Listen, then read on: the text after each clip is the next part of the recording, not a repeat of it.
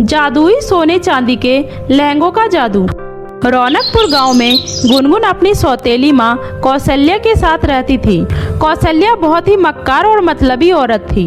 वह गुनगुन से सारा दिन घर का काम कराती और रात को उसे बचा हुआ रूखा सूखा खाने को देती थी। इसी तरह दुखों से भरी गुनगुन की जिंदगी कट रही थी।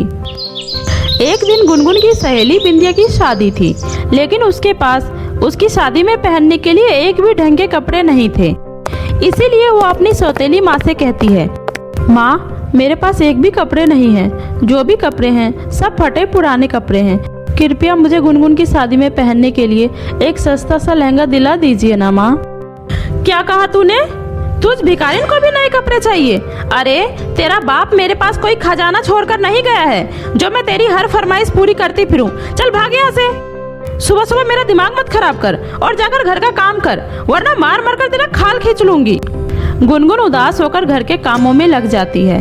वह अपना एक पुराना फटा हुआ लहंगा किसी तरह से सिलकर उसे अच्छे से धोकर बाहर सूखने के लिए डाल देती है, ताकि वह उसे पहनकर बिंदिया की शादी में जा सके। लेकिन शाम को जब वो लहंगा पहनने के लिए बाहर लहंगा देखने जाती है तो वहाँ लहंगा नहीं होता है। वह निराश मन से अपने उसी मैले कुचले कपड़ों में बिंदिया की शादी में चली जाती है। शादी में आए सभी लोग गुनगुन को देखकर उसका खूब मजाक उड़ाते हैं। यह देखकर गुनगुन बहुत ही दुखी हो जाती है और वह अपने गांव के पास वाली नदी के किनारे आकर रोने लगती है। भगवान जी, ये मेरे साथ ही क्यों हो रहा है? क्यों कोई मुझसे प्यार नहीं करता? सभी मेरी गरीबी का मजाक उड़ाते हैं। अगर आज मेरे माँ बाबा जिंदा होते तो आज मेरी ये हालत नहीं होती। भगवान जी, आपने मुझसे मेरे माँ बाबा को क्यों छीन लिया? मेरे माँ बाबा को मेरे पास वापस भेज दो ना। मैं सौतेली माँ के साथ नहीं रहना चाहती। वो मुझ पर बहुत अत्याचार करती है। घर का सारा काम करने के बावजूद भी वो मुझे खाने को नहीं देती है और छोटी सी गलती हो जाने पर मुझे बहुत मारती है। मुझसे ये सब और बर्दाश्त नहीं होता। मैं क्या करूँ भगवान जी? यह कहकर गुनगुन रो रही थी। तभी उधर से सनाया परी गुजर रही थी। सनाया परी को गुनगुन पर बहुत ही ज्यादा तरस आ जाता है और वह उससे बोलती है, गुनगुन रोते नहीं, मैं सनाया परी हूँ और मैं तुम्हारी मदद करना चाहती हूँ। ये लो, ये जादुई सोने और चांदी का 2 लहंगा है और यह हमेशा तुम्हारी मदद करेगा। अब तुम खुशी खुशी अपने घर जाओ। गुनगुन खुशी खुशी परी का जादुई सोने और चांदी का लहंगा लेकर परी का धन्यवाद कर अपने घर आ जाती है और जल्दी से अपने कमरे में जाकर दोनों सोने चांदी के लहंगों को छुपाकर रख देती है। तभी उसकी सौतेली माँ की आवाज आती है, अरे करमजली, कहाँ थी इतनी देर से? तुझे दिखाई नहीं देता? घर में इतना काम पड़ा है और महारानी घर से गायब है। माँ, वो मैंने बताया था ना, मेरी सहेली की शादी थी तो उसी में थोड़ा समय लग गया। इतना देर लगता है? मैं यहाँ कब से भूख से मर रही हूँ, तुम्हें उसकी जरा भी चिंता नहीं है। ये कहते हुए कौशल्या गुनगुन को मारने लगती है।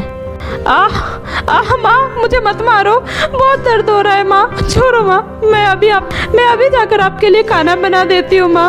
और फिर गुनगुन रोते हुए खाना बनाने चली गई। लेकिन जैसे ही उसने रसोई में कदम रखा, वहाँ पहले से ही गर्मा गर्म खाना बना हुआ रखा था। यह देखकर गुनगुन दंग रह गई।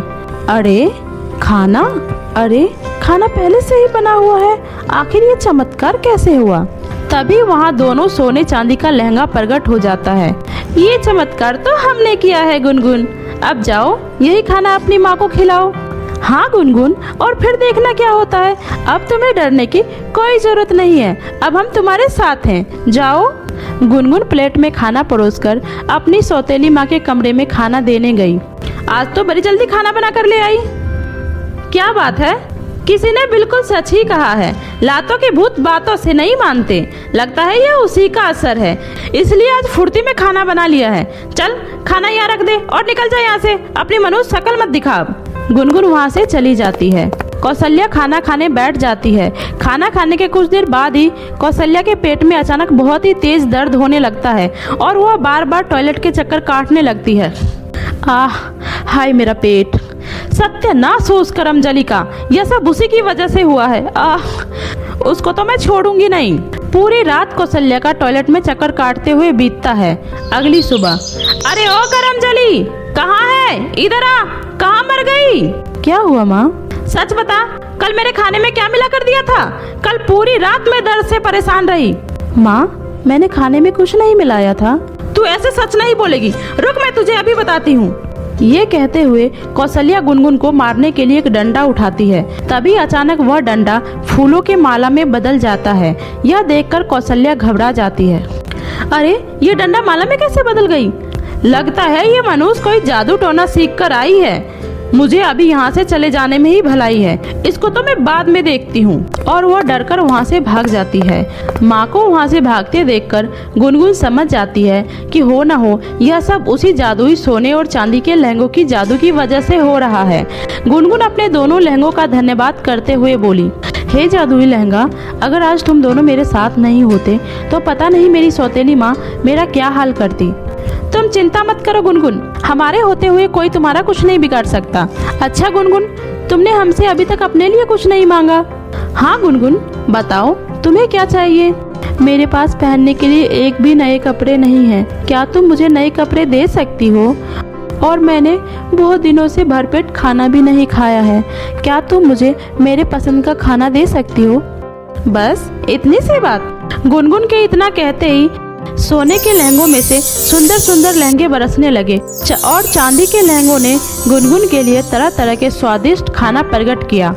अपने लिए इतने सारे नए नए कपड़े देख गुनगुन बहुत ही खुश हो जाती है और उन कपड़ों को उठाकर अलमारी में छुपाकर रख देती है और फिर भरपेट अपना मनपसंद खाना खाती है। अगले दिन गुनगुन खुशी खुशी नहाकर नए कपड़े पहनकर अपनी जादुई लहंगों की मदद से जल्दी से घर का सारा काम खत्म करके अपने कमरे में आराम करने चली जाती है। जब कौशल्या ने गुनगुन को नए कपड़ों में देखा तो वो मन ही मन बोली, ये मनहूस आजकल इतनी ज्यादा खुश कैसे रह रही है और इसके पास ये नए नए सुंदर कपड़े कहाँ से आ रहे हैं? जरूर कुछ तो गड़बड़ है, मुझे पता लगाना पड़ेगा। और फिर वह छुपकर उन दोनों जादुई सोने और चांदी के लहंगों के बारे में पता लगा लेती है। अच्छा, तो ये सब इस जादुई सोने चांदी के लहंगों के जादू से हो रहा है। फिर तो ये जादुई सोने चांदी का लहंगा मेरे पास होना चाहिए। रात को गुनगुन के सो जाने के बाद कौशल्या चुपके से गुनगुन के कमरे में जाकर उस लहंगे को चुराकर अपने कमरे में ले आती है और बोलती है, अब मैं भी जल्दी इस लहंगों की मदद से दुनिया की सबसे अमीर औरत बन जाऊंगी। ए जादुई सोने चांदी के लहंगे, चल मुझे भी खूब सारे पैसे और सोने चांदी दे। तभी लहंगों में से सोने चांदी की जगह आग के गोले निकलने लगे। यह देखकर कौशल्या अपनी जान बचाकर घर से बाहर चली गई। बचाओ, अरे अरे कोई तो बचाओ, ये आग के गोले मुझे मार डालेंगे। अरे रुक जाओ, अरे कोई तो रोको, बचाओ। लेकिन तब तक आग की लपट कौशल्या के कपड़ों में लग जाता है और कौशल्या अपनी जान बचाने के लिए नदी में कूद जाती है। लेकिन उसे तैरना नहीं आता था और वो उसी नदी में डूबकर मर जाती है। वहीं दूसरी तरफ गुनगुन अपने जादुई सोने चांदी के लहंगों के साथ खुशी खुशी रहने लगती है। तो मेरे प्यारे दोस्तों, कैसी लगी आपको मेरी ये कहानी? मुझे कमेंट करके जरूर बताएं और इसे अपने दोस्तों के साथ भी शेयर करें। और हाँ दोस्तों, अगर आपने अब तक मेरे चैनल जादुई टीवी को सब्सक्राइब नहीं किया है तो जल्दी से लाल बटन दबाकर अभी कर ले। तो मिलती हूँ फिर एक नई कहानी के साथ, तब तक के लिए बाय बाय दोस्तों।